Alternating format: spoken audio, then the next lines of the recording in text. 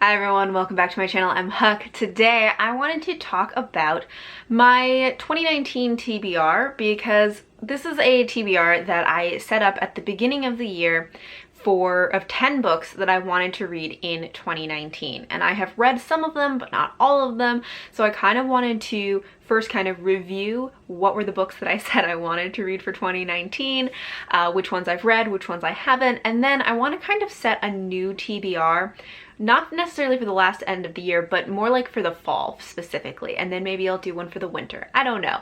I've seen some people do seasonal TBRs, and since I'm always kind of trying to figure out what's going to work for me, what's going to make me like enjoy my reading the most and also like help me to actually read the books that I want to read instead of just kind of putting them off for no apparent reason.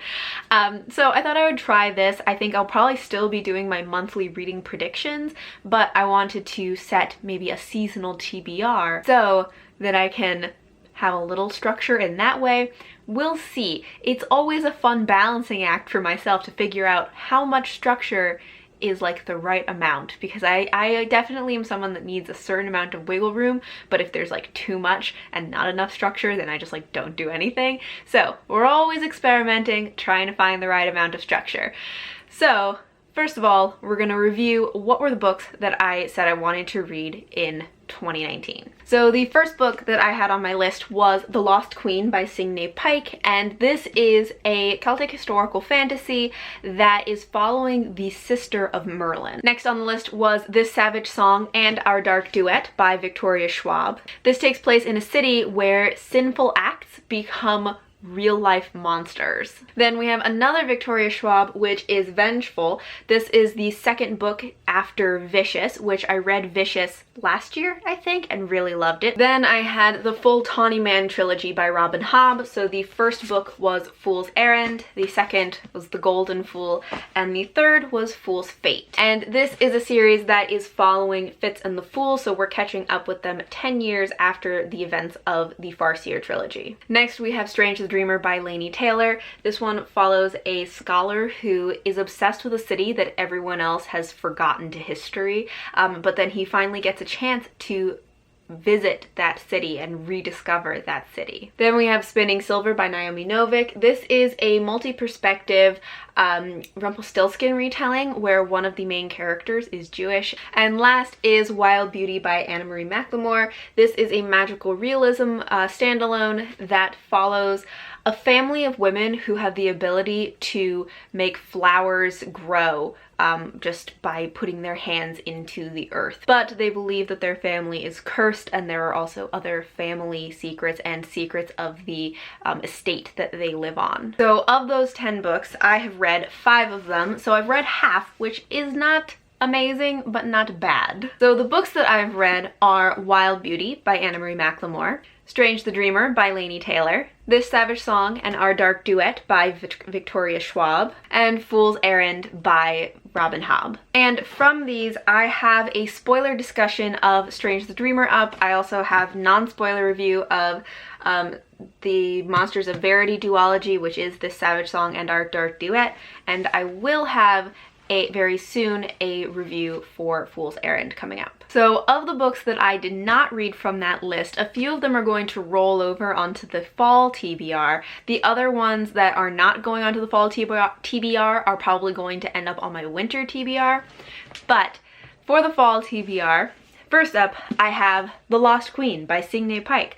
This is one that I feel like I keep putting on TBRs and keep not reading, and I don't know why, because I'm really excited about this one. I really like Celtic historical fantasy. I've heard some people compare this to like the Seven Waters series by Juliet Marillier, which we all know I love.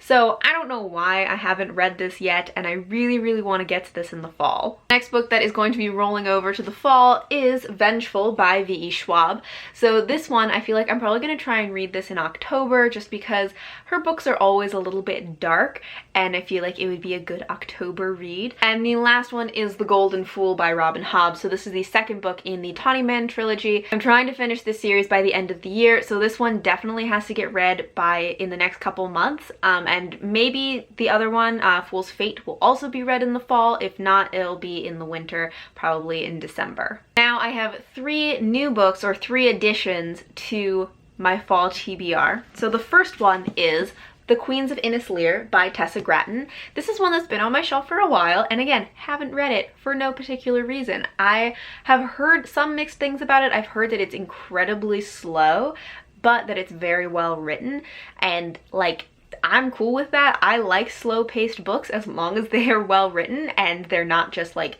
boring slow. Things don't have to be fast-paced to be interesting to me, so I'm really interested in this one. I've also heard there is some kind of like earthy magic in it, which I'm very intrigued by.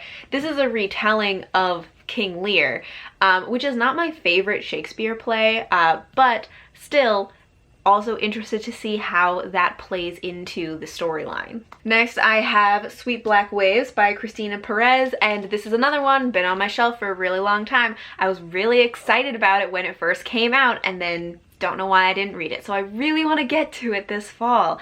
This is another like Celtic historical fantasy. It is a retelling of the story of Tristan and Isolde, which is a story that I actually don't really know, but I'm really interested to see how that comes out. And I also am kind of curious to see how, like, what I think of a retelling of a story that I don't really know. Like, I could look up the story before reading this, but I kind of want to go into it not knowing the story, because most of the time when I read retellings, I already know the story, and like, that's part of the fun of it, but I'm really curious to see what it's like to read a retelling without already knowing the source material. And last up, we have Foundryside by Robert Jackson Bennett, and this is one that I haven't heard tons of people talk about, but the people who talk about this love it. I've heard really good things about this, and it's one of those books that also seems like it's kind of impossible for people to explain what this book is about exactly.